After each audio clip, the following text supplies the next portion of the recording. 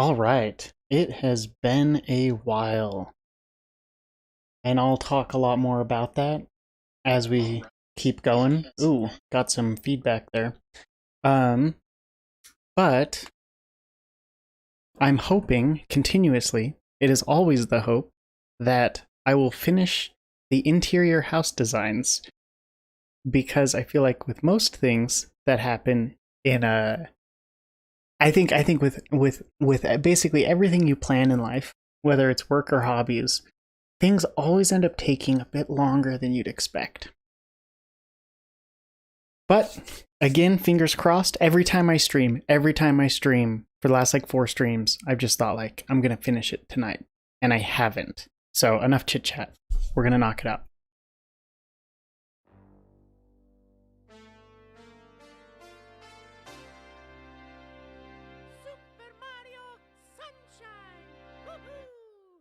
Okay, so Haveragetown is done.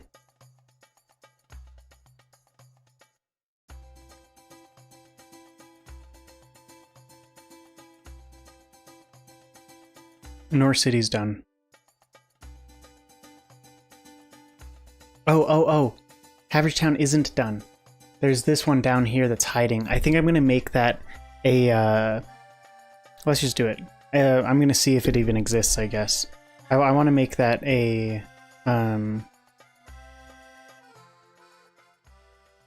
what's it called? The breeders. The daycare. I want to make that the daycare. So I actually don't even know if there is a daycare in the base set. There it is. I figured there would be. What's it look like in the overworld, just so I can see it? Pretty sure that's it. Pokemon Fan Club. That is not it. It's here. It's here. Yeah. Daycare door. Wow. Named the door. Okay. So we're just going to copy this and paste it into Standard City. And we're also going to do a little name changing. We're going to actually just call it Handard Daycare. And I really like how you can't like immediately...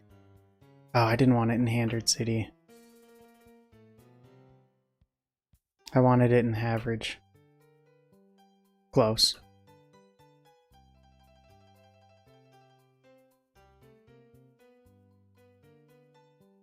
Haverage Daycare. I'm really happy with it being there because you can't just like immediately go there and start doing things with it. You have to have a surf first, and then you can go down and take a peek inside. It has this back door that I'll need to do something with, but first let's just look at what the sprites does.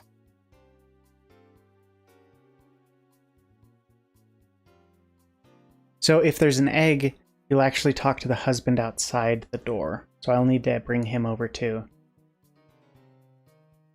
Okay, I don't think there's anything I need to edit here. I'm reading through the script just to double check.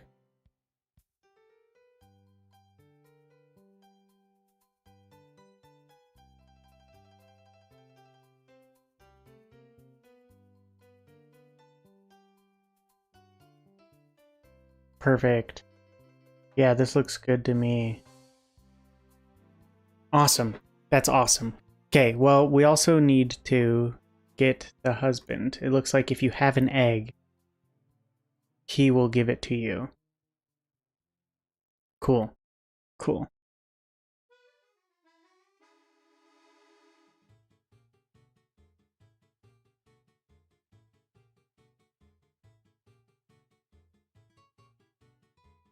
Okay, we're gonna actually do a little bit of modifications here, just to make space. You will yourself will never go back here, but there's a little door for the Pokemans to chill in, so we'll need to add that. Yeah, so it's been a while. It's been a week since the last stream. I went down to visit my parents, so I spent the weekend with them. Didn't really have a lot of time to jump back on. But then I've also been working in, we're finishing our basement. We're also starting to build our own custom built-ins for the room in our basement. So in the evenings, that's been our go-to, and it's been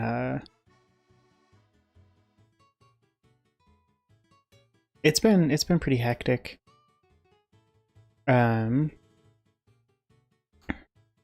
I hope that the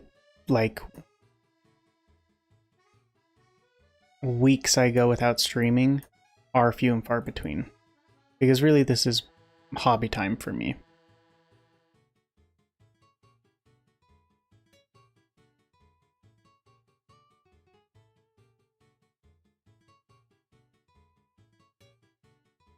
Do a smaller.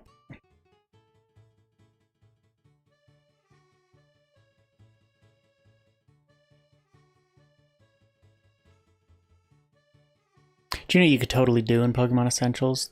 It would be a beast to set up, but you could put an event in this back area. Put multiple events, actually. Too. And then when you have a Pokemon, when you add a Pokemon to the daycare, it'll actually, that event will transition to the overworld sprite of that Pokemon. So that every time you go to the daycare, you can actually just look in the back and see your Pokemon. I think that'd be really cool. That'd take up so much time to throw together, though. Alright, we're back to Handred City. And I just want to double check that we have everything we want for the interiors here. The lighthouse. Sweet. Yeah, so,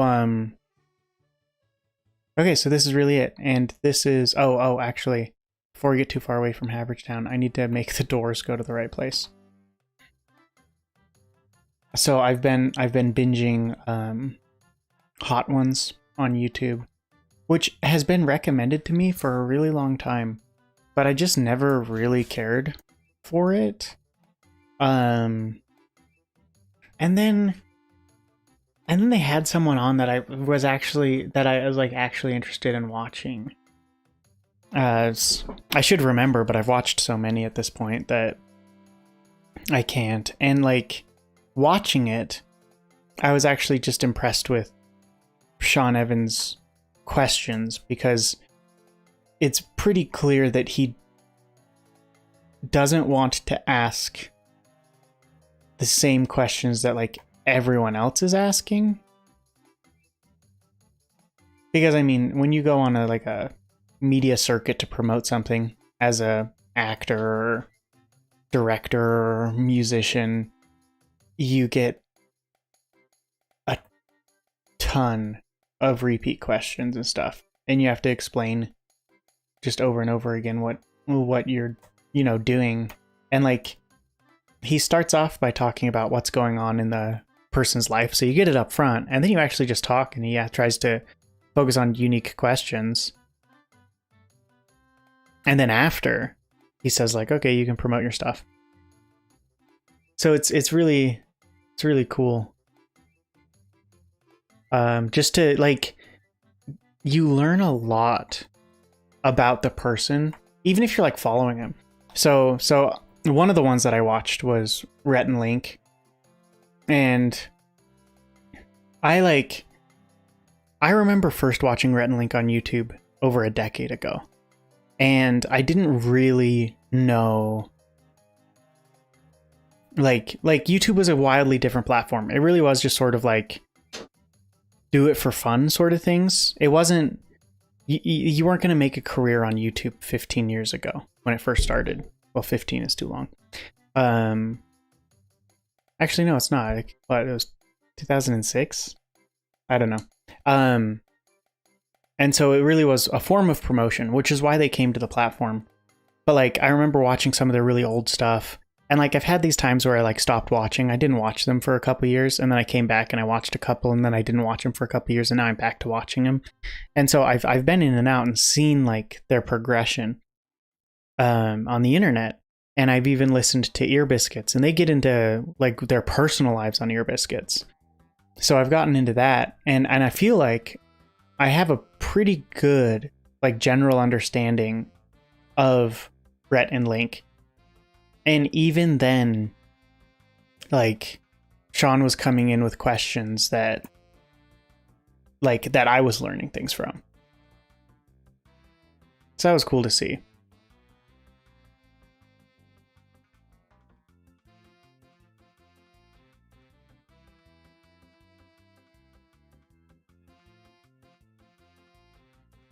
That was just to make sure I'm lined up with my edges.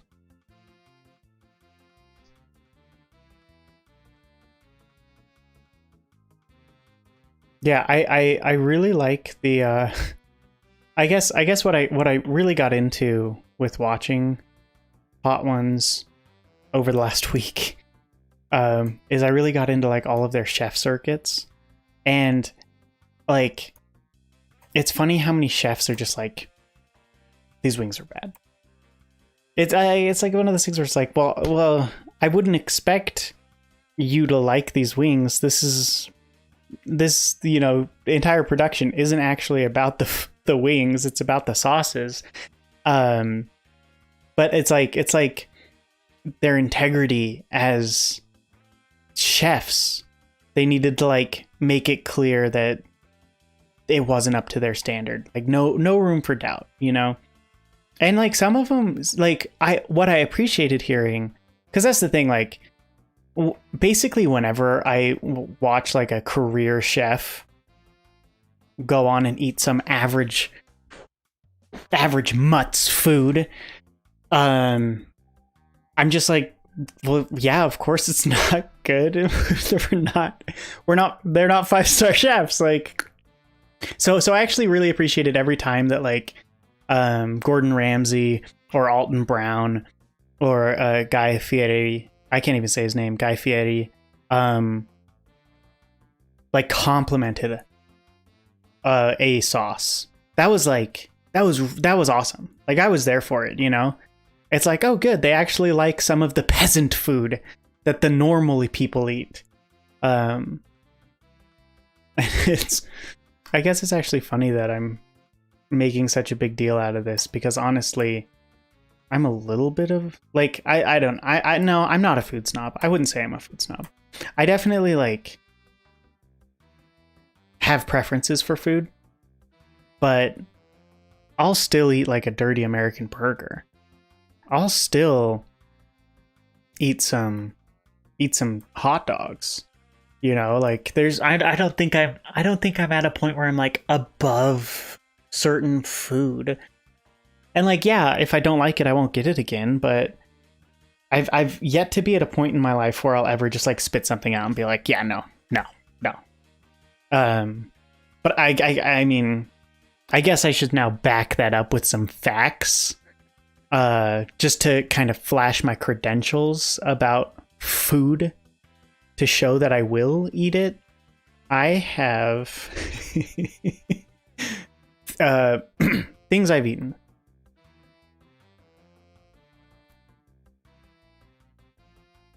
Every part of a chicken. Goat brain.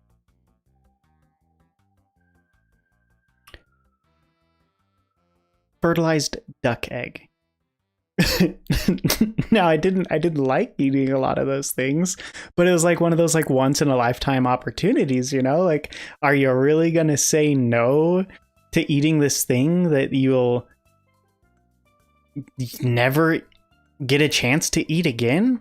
Right? It comes up, it's like, okay, yeah, you know what? I'm gonna go for it. Yeah, so I guess I'll talk a little bit more in detail about specifically those things that I've eaten and what it was like. But and honestly, Gordon Ramsay complained the most easily. But I also know that Gordon does like the eat garbage food challenges like himself. So I don't see why, like, Gordon travels the world and like learns all of these exotic delicacies that, like, you know, these people that are like so like disconnected from like the internet and the modern world still prepare, and films it, and, you know, has respect for the food and culture, even though he's eating like things that, you know, he doesn't actually like eating. He's just being incredibly polite.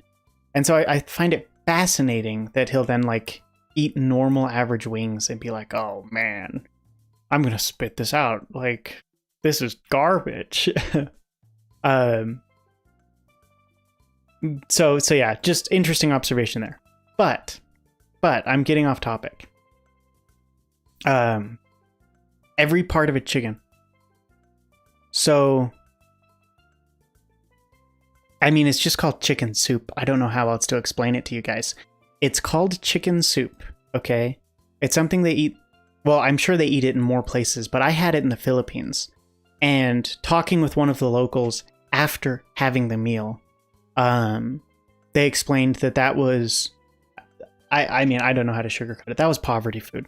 We were at the house of someone who was like incredibly poor. And they still wanted to like host us. So they did, and they prepared one of like their meals. So I'm like incredibly grateful for that. And I ate it. Like I had no problems with it, honestly. But it's essentially a soup with all of a chicken's organs in it and chicken legs. And I'm not talking about like wings. I'm not talking about drumstick. I'm like leg. Like what you see, the little sticks that the chickens walk on.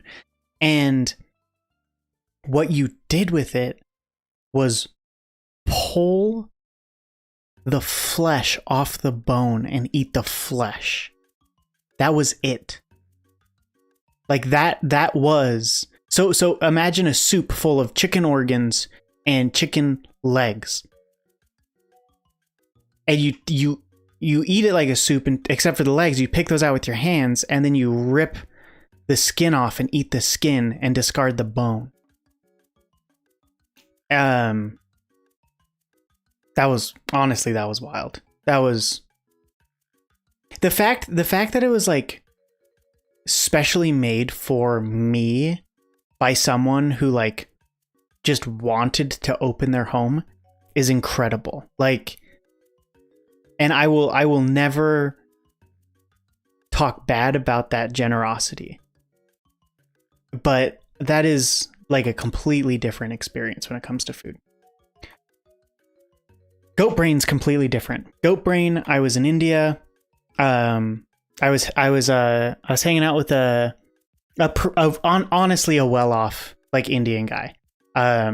Well-off is in like out of all the Indians I hung out with, he was the only one with an iPhone. Everyone else had Nokias. And anyways, he was like, "Hey, like, let me take you out for lunch."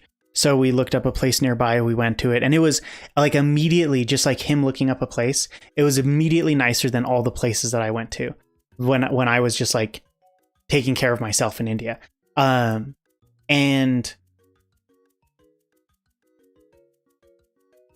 he and we were flipping through the menu, and I saw goat brain on the menu, and I like pointed it out to him. I was like, "No way, like, is this real?" And he was like, "Oh yeah, like no problem. You can get that." And I was like, "What? Really?" And he's like, "Yeah. Let's get it. In fact, let's also get this." And he pointed to like this, like a pheasant, essentially. Pheasant makes it sound fancy, but just like a small bird that's battered and deep fried, whole bird. And he's like, "We'll just get these as appetizers, and then we'll just like try it." He's like, "You got to try these." So he orders these, and the fried. Oh, guinea pig. I've eaten guinea pig. I should have mentioned that. So, okay. So the food comes out. I'll talk about the fried bird first. Like literally imagine taking like a bird smaller than a pigeon, defeathering it, and then like just frying the whole thing. That's like the best way I can describe it. And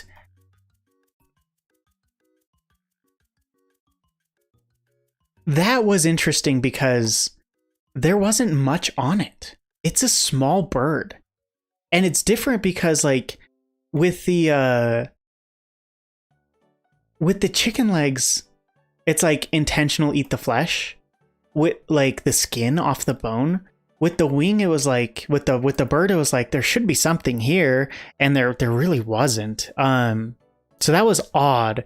But then the brain comes out, and it comes out in a bowl, and it's in the bowl is full of like a vinegar. And you're supposed to just like pick it up. And this was one thing that I knew like with the bird, with the whole bird fried, and with the chicken soup, I knew like this is the meal. I'm going to eat this. With the brain, I knew like goat brain.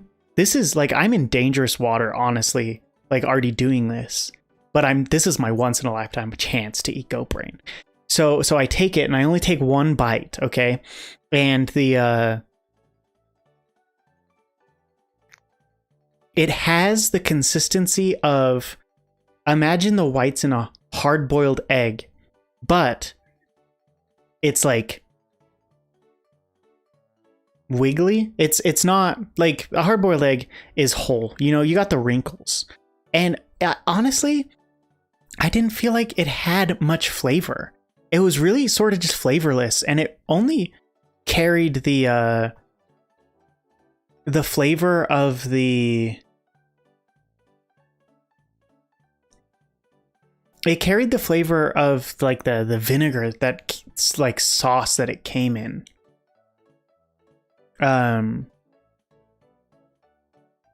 So honestly, when it came down to it, didn't have much taste. Just didn't have much going for it. All right, okay. So I'm going down the list of weird things I've eaten. We're back to balut. That's the Tagalog word for fertilized duck egg. And so if you've never heard of balut before, it's how I described it. It's an egg that has been fertilized, so the embryo can start to develop, and then you eat it half. Oh my gosh. It is so nasty. You eat it halfway. You half like when it's half developed. And so you like Google it, but I'm talking about I'm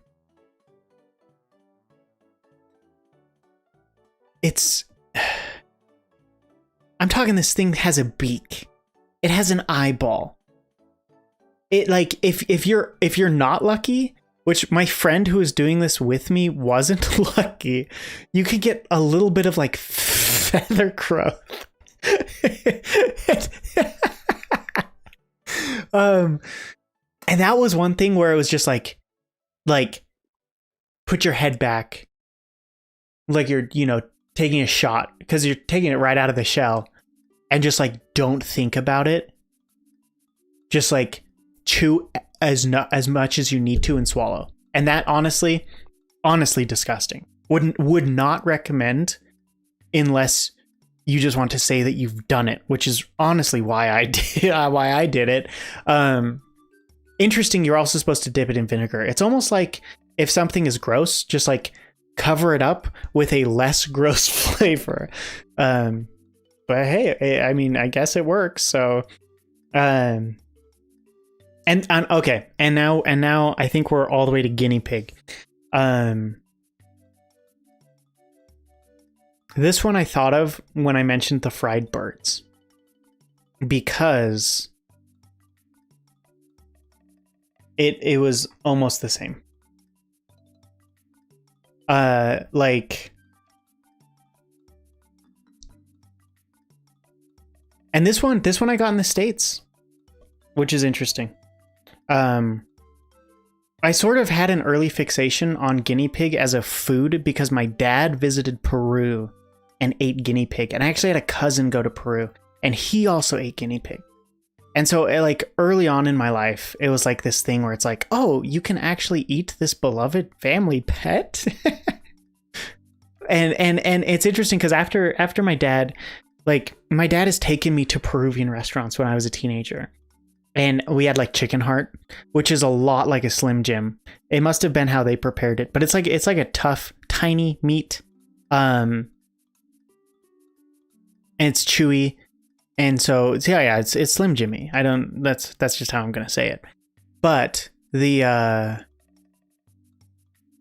but he'd never seen, oh, by the way, Inca Cola, shout outs to Inca Cola.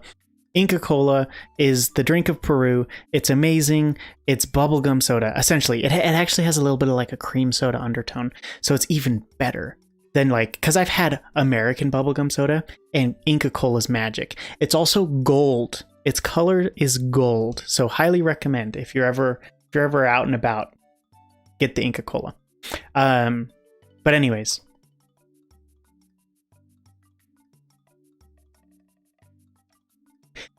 I'm getting a little off track here. I was in the States and my dad was coming to visit and I was like, well, like, I'm going to look up a Peruvian place by my house. Like, my dad doesn't get to eat Peruvian food a lot. And I mean, like, yeah, that was it. And we'll get a drink Inca Cola. So that's like, I pulled the trigger. I was like, we're going to eat at this Peruvian place that's by our house, and they had on the menu guinea pig. And I just saw it and I was like, I have to get this. Like, we're here. I've never seen it on a menu before.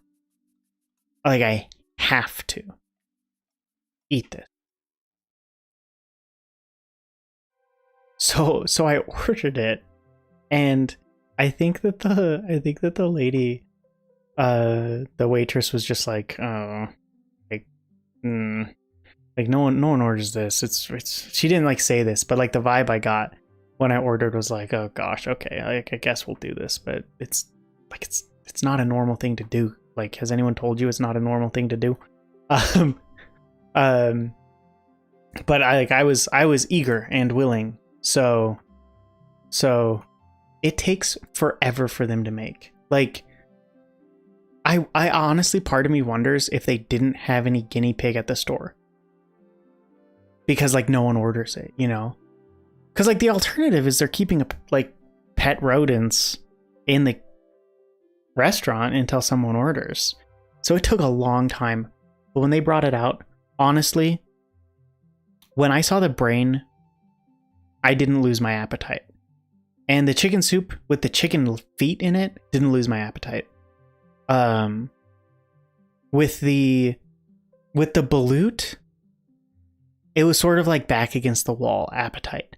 But when they brought out this fried guinea pig, they fried an entire guinea pig. They strung it up, they stretched it out so it wouldn't like, so that like it could properly fry, and they just deep fried a guinea pig. When they brought that out, like ears still on it, teeth still on it, like head still on it. Like, imagine just like a splayed out guinea pig. Lost my appetite.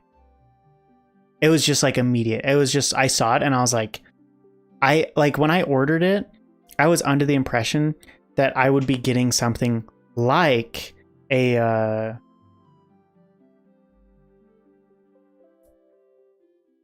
I thought that I'd be getting something like they cut the meat off and they cook the meat in like a dish sort of thing.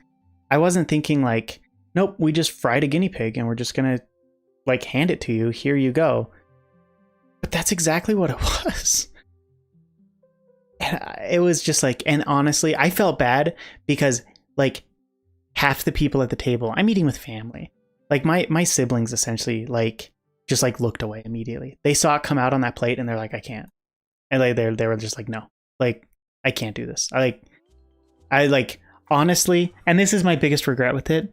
It ruined the vibe for like the entire dinner.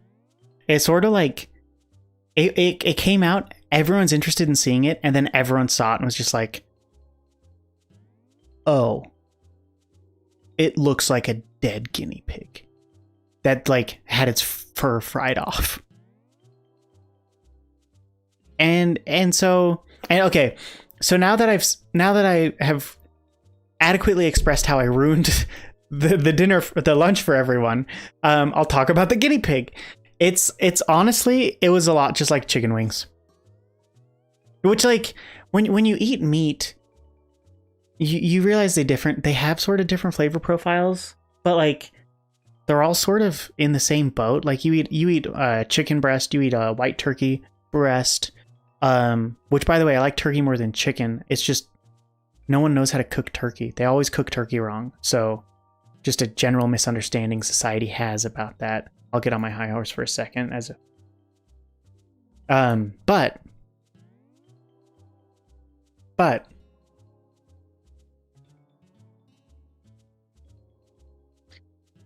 yeah, it was, I mean, to eat it, there was no meat on the belly. It was essentially all rib. So the only meat was on the legs, and I'd eat it with my hand. You'd pull it out of the joint. Similar to like a wing, how like you get the double jointed wing with the two bones in it and you can snap them in half. It was just like that. You'd rip it off and then you'd eat the meat around the bone on the arms and the legs, and that was basically it. And so it tasted like, I was wondering if it'd be like gamey, you know, like I was trying to figure out what it would be like, and honestly, well, it didn't even taste like a red meat, which is why I compare it to not only was the experience of the meat on the bone similar to a wing or a drumstick, it also tasted like that. So yeah, that was another experience where I just look at it and I'm like, I'm not doing that again. Unless I was more diligent with the menu and ensured that like they weren't gonna just serve a guinea pig carcass if they like dressed it up. Then maybe I would be interested in getting it again. But no, I would say that was just that wasn't a positive experience for everyone that attended that day. My sister-in-law was there, and she's cares about the animals, which is good. It's a good thing. But that was really hard for her, which is unfortunate that I put her through that. So yeah, fun times. So got way off track with that, but I know Gordon Ramsay's eaten things like that. I know he has. And so for him to get on the show and be like, oh, these are garbage wings, it's like, dude, you've eaten garbage. Like, anyways, I actually really like Gordon, so I know I'm sort of ragging on him, but like I honestly take no issue with him. I just it's one of those things where it's like they feel like they're protecting their brand. If they just liked these wings off the street, then they'd be like, you know, any other celebrity that goes on the show. But again, it was really nice when they'd say things like, they talk about like where it burns or like the sweetness that would counteract it. Like they had these talking points about the good sauces, and Alton even ranked his. And I really appreciated that. That was my favorite part, hearing like what they liked. So there you go. You've just heard some random person on the internet talk about Hot Ones. There you go. This stream is now officially a Hot Ones review.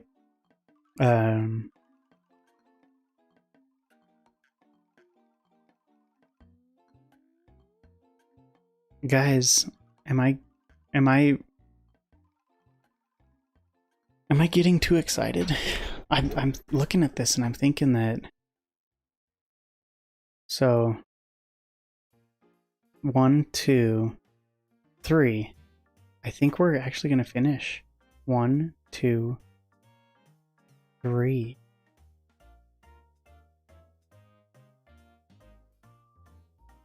And this last one is going to be a kitchen bedroom combo.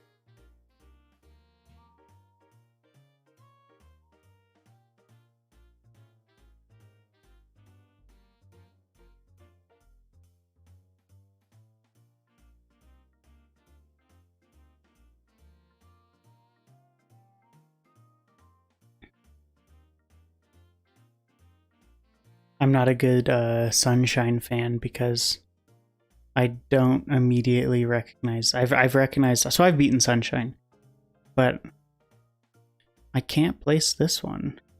This is the casino? Man, I thought for sure I'd remember the casino. It sounds like, I don't know, a cartoon casino soundtrack. I mean, it's actually interesting how many Delfino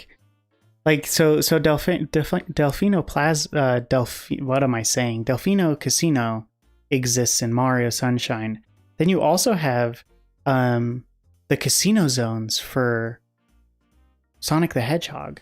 So Mario and Sonic are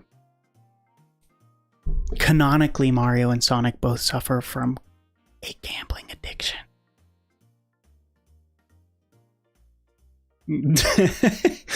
Don't tell game theory. or if you do, give credit to me.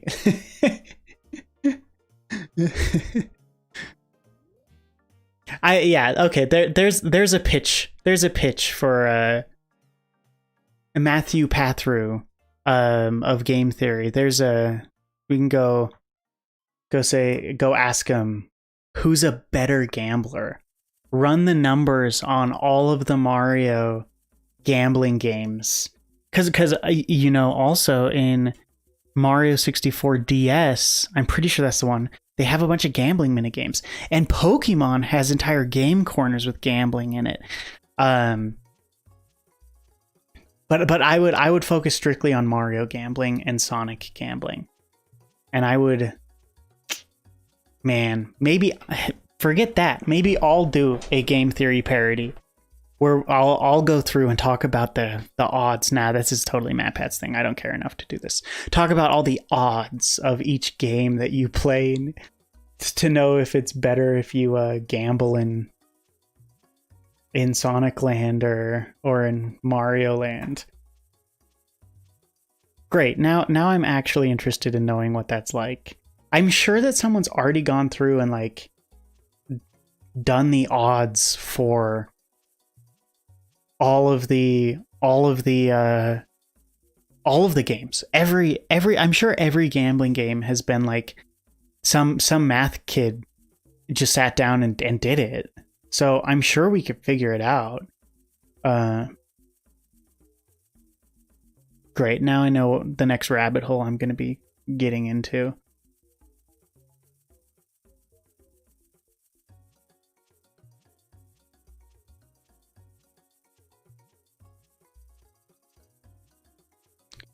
Gonna be looking up Mario gambling games. Honestly, Sonic doesn't have as much, does he? See, I never really got into 3D Sonic, but I don't think he had his Sonic mini games. Do you know what would be amazing? Well, so everyone in the Sonic community ogles over the Chow Gardens for good reason. That was a memorable place to be as a kid. So I take literally no issue with that. But imagine if you could, honestly, if the next Sonic game, if all it had was just if it had Chow Gardens again, people would insta buy it, They would be all over that. And then think about this. If they made it so you could do Chow competitions, but you could do online Chow competitions. I'm sure a lot of people have had this idea before, but this is what I'm getting at. This okay, it's gonna come full circle in a second. Are you ready for this? Gambling on chows. for, forget horse races. Forget dog races. Chow races. Do you know how many people? Do you know how many people would put it all on the line with their chow? That would be honestly, that could be that could be the next esport. It doesn't have enough depth for that. But it could be a meme for a while. You could definitely meme that. So, anyways, there you go. There's my hot takeaways for you. Okay, we're almost done. We're looking at getting these doors in, and then honestly, I'm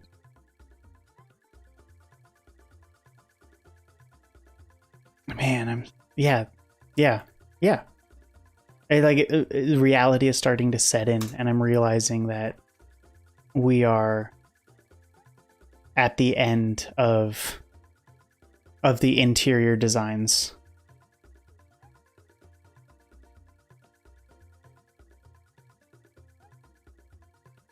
Also, I think I made some pretty good rooms.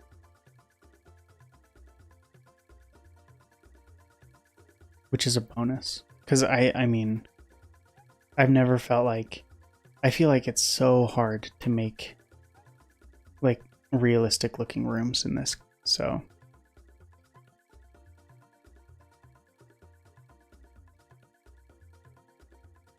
oh, also, someone messaged me on Reddit just asking like, hey, like, how's the game going? Is it almost done? Which I really appreciate that we got. I love it when anyone messages me for stuff related to Pokemon. And I was just like, yeah, no, like I'm sort of stuck making interior build, like the interiors to all these buildings. But oh, there's more houses. What was I thinking? But those are bike shops and sailor shop, sailor. So those are separate maps. So I'll count it. Anyways, so I was like, no, I'm not done yet. I'm sort of stuck in this endless loop, my own private circle of hell. And then I was like, hey, favorite Pokemon? I'll put you in the game. And favorite Pokemon's Dragonair, which is interesting because that's a middle evolution, but I totally get it. Because, like, the difference between Dragonite and Dragonair is so apparent. So, like, I feel like there's a couple, like, middle evolutions that you really look at and you're like, totally get it. Totally get it. And that's one of them. So I'm going to be adding them in as a trainer with their favorite Pokemon as the, like, finisher of their team. And I just wanted to make that available to anyone. Like, honestly, you can message me. You just leave a comment. I mean, the game has to be in, like, if I'm done with the game, I'm not going to go back and add you. But if you're watching this while the game's under development, you can just leave a comment saying, like, ideally what the name of your trainer you want it to be, and then also your favorite Pokemon. Obviously, like, no legendaries. I'd also steer away from starters. Like, we're just talking a Pokemon that a trainer would have. And I'll totally add you to the game. And it'll honestly, it'll be such a good help. Because naming trainers is a slog. And then also when you do sit down and play my game, you'll have that where you'll get to, like, go to your person and be like, this is me. Look, I wanted this. It's in the game, which I think is super cool. This is obviously why I keep doing it. So yeah, just let me know.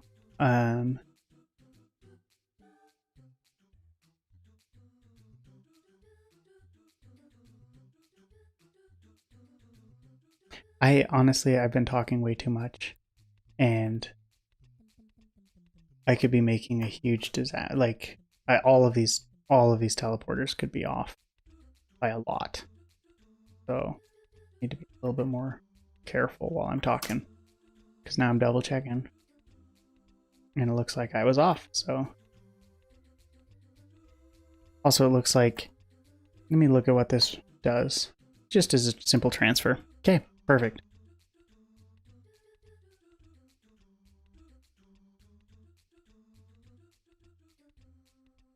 This is one of my favorite songs from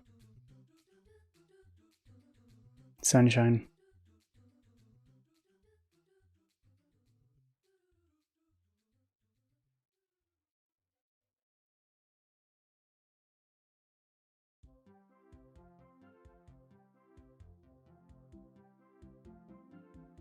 What am I doing? Okay, okay, okay. Let's check it out. Let's check it out.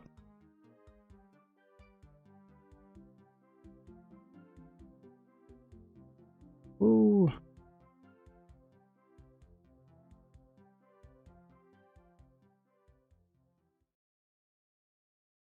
Sorry about that back and forth.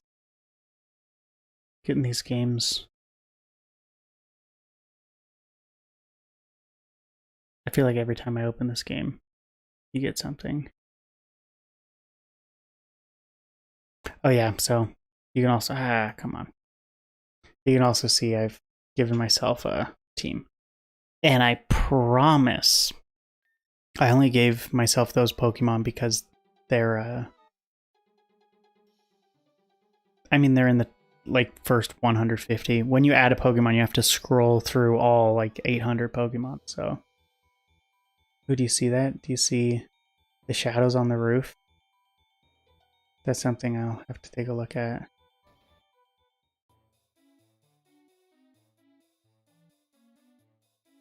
Make sure you can't see any of the neighboring rooms. You can't. Make sure we come out the way we came in. We do.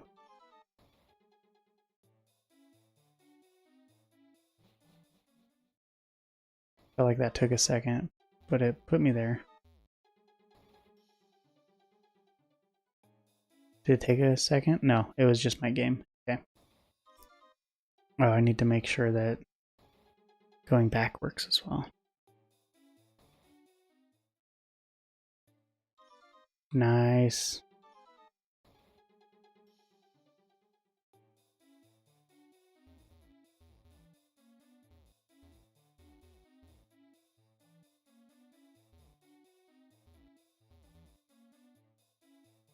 Perfect. Perfect, perfect. Last thing is to go out the door I came in, because that's the best way to make sure that this leads the right way. It does. This is awesome. Oh, man, it feels great.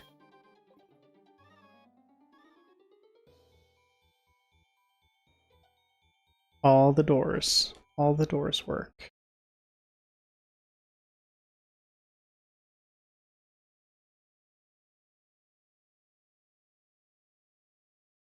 Okay.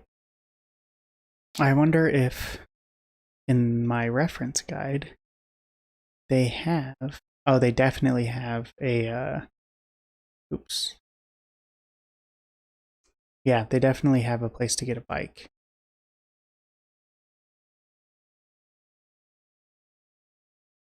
I just need to find it. You know what I was thinking? I was thinking when I have everything set up, I was thinking of just releasing the game as for other game makers. Just to be like, okay, like here is a small region where if you really have like an idea for a story that you want to see what it would take to implement, like here's a fully realized area that you can play in, and then it's just sort of like plug and play story um instead of anything else. So this place has the game corner, but I don't think it has the bike. So I'm trying to figure out where you would get the bike in the reference guide, because oh, it's probably right here with this bike stand. this NPC swaps a lemonade for a bicycle. Because Essentials doesn't come with a bike voucher. Okay. Okay, so I'll have to change this dialogue. I'll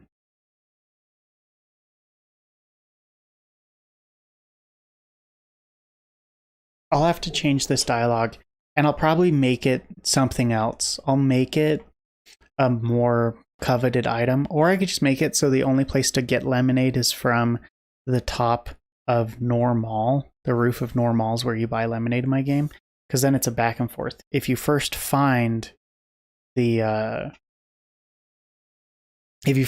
bike shop, then you have to go there. And if you're there, like, how many people buy lemonades? This is going to be Handard Bike Shop. It'll have the same interior as every map in my game. And it'll be 20 by 20. Oh, I should probably actually change it so it's not outside. Bike shop. It has its own map. Okay. I really like the tile set for the bike shop. Like, these tiles and the shadows and stuff look great. Unfortunately, bike shops are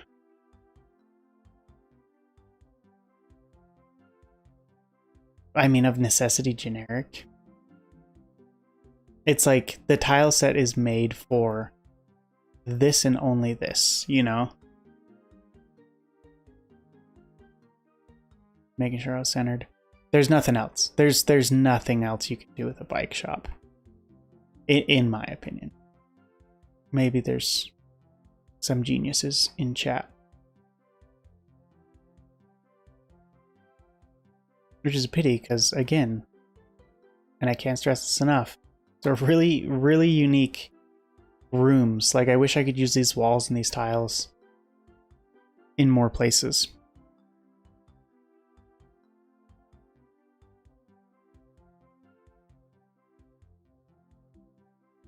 You got your two kinds of bikes,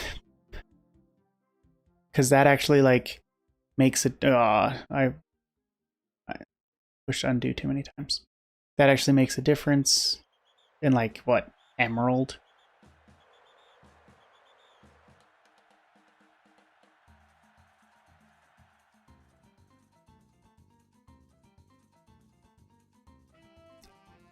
Here's the end credits, huh?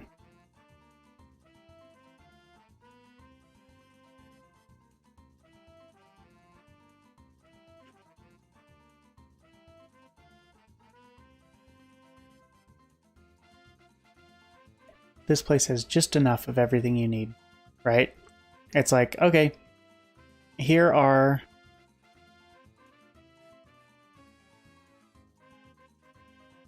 some random tools that you can throw around.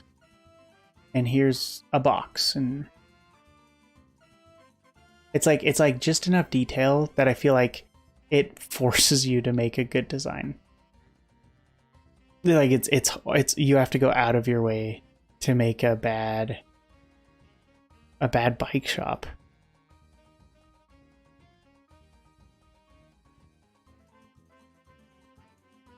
Okay. I'll worry about his dialogue later. I'll put it on my to-do list so I don't forget.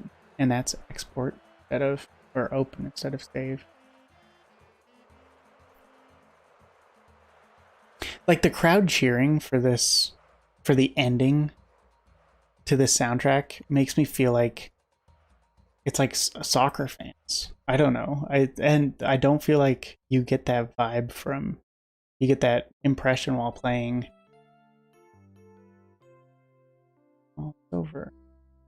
I don't feel like there's any part of the Sunshine experience that implies soccer fans. I mean, maybe I'm off. Oh, this soundtrack memories.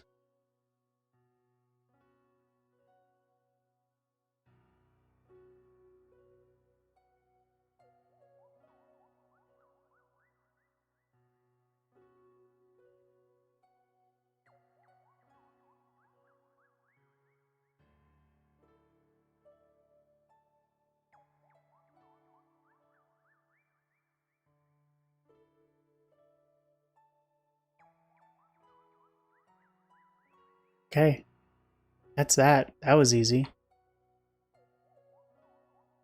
Bike shop done. New map. This will be Old Captain.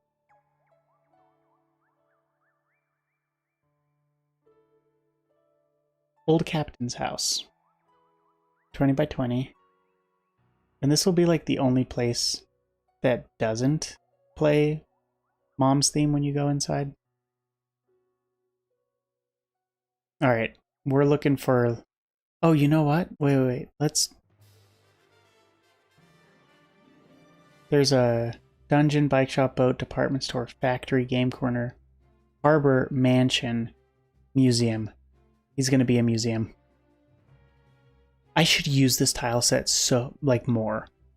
I honestly... It's just not on my radar when I'm making rooms. But this is perfect for a an old sea captain's house.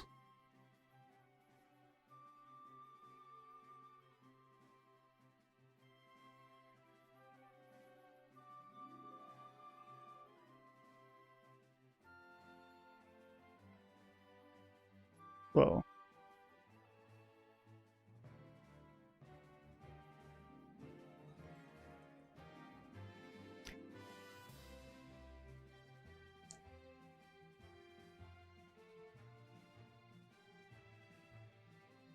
Yeah, this is great. Okay. Wow, what a unique chair. I wish I had that chair in other tile sets. Okay.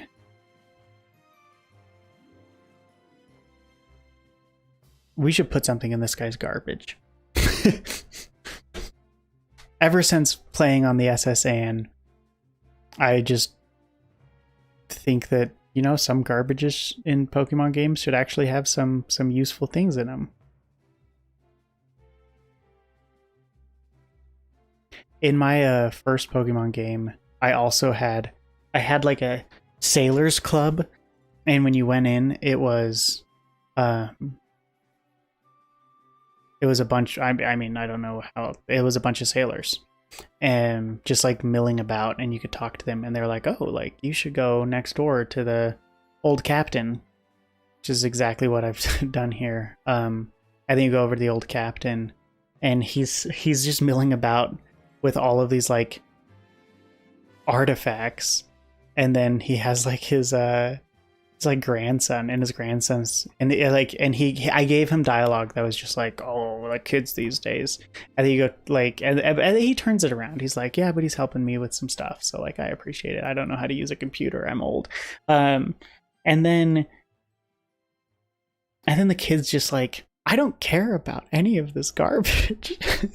Do you want it? And like, that's how you get a fossil, is talking to the old captains.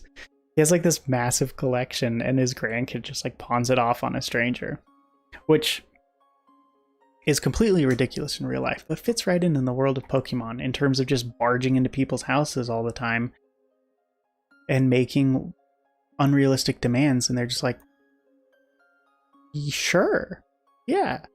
You just walked into my house? Well, this is perfect. I've been looking to trade my Machop. Okay. Wow, we busted these last two out so fast.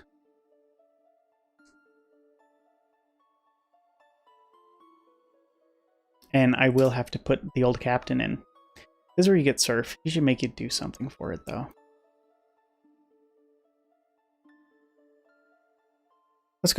Let's add another window, actually.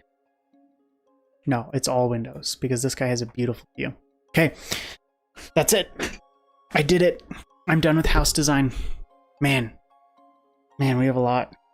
Next is cave design. Ooh, there's only going to be like 2 cave maps in my game, so there actually is sort of a lot going on with the caves. Like, I need to do a lot with it to make it worth it, because I didn't give myself a lot of caves to build. Anyways, as always, thanks so much for watching, and I'll catch you in the next stream.